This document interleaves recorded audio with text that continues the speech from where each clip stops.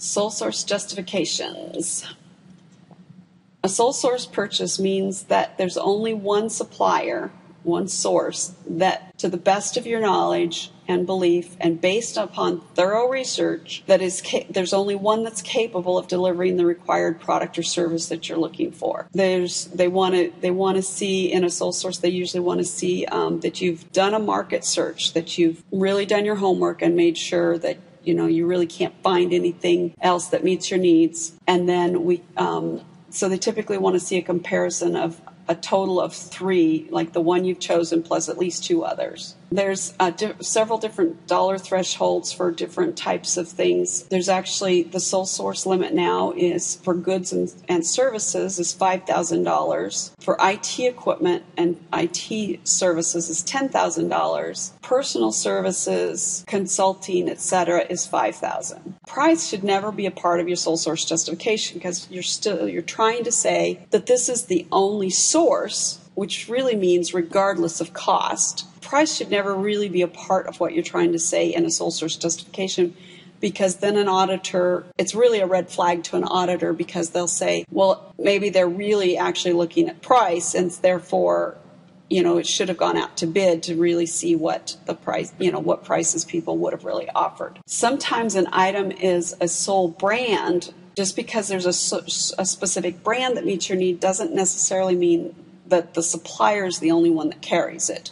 A lot of times, different suppliers actually carry the same brands, like Fisher and VWR frequently carry some of the same manufacturers. This is a really good little chart that kind of helps us understand what types of information are best to include in a sole source justification and what types of information we should leave out, like friendly sales staff. Well, that really doesn't hold any weight to an auditor, so that's not really the kind of information we should be including. Personal recommendations actually doesn't even hold a weight from an auditor. So we need to focus on unique characteristics of the equipment or the service. So if you need to continue a continuation of analysis that you've already done based on equipment you already have, you could use that as a justification. That's continuity of research and match existing equipment.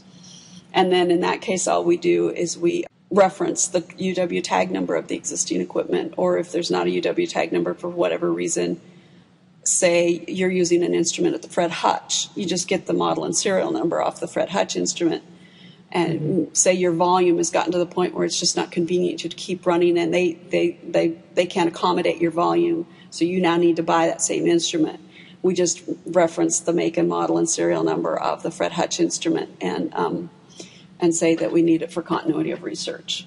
Similar thing with other types of products, consumable products that you might be wanting to purchase. You need the same exact one from the same exact vendor because you need continuity of research, and then we just reference previous POs and such. Again, this is just more list of criteria that you should use in writing a sole source justification.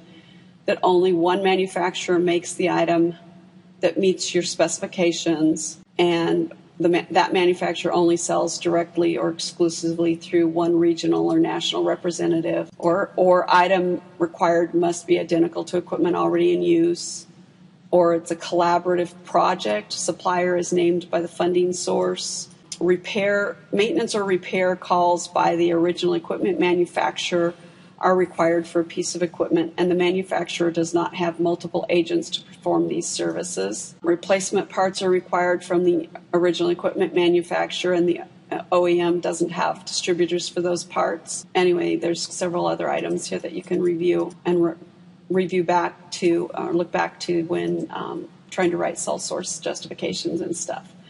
The other thing just to keep in mind, though, is that when you're writing a sole source justification, the statements carry weight similar to a perjury statement. University personnel must not make any false or misleading statement in any official report or statement.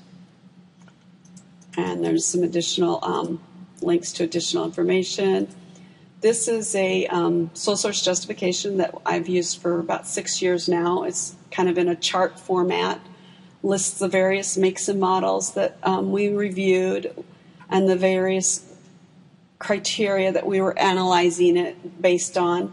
we were basically boiled down to this one had the greatest interior capacity for the same footprint as the others, which maximizes the prime, lab floor space that is so precious to get a hold of. So as of last summer, summer of 2011, Thermo now has a new model with the same footprint with a slightly larger interior. So they've just killed this sole source justification. So I'll have to think of another one if I ever want to buy one of these again.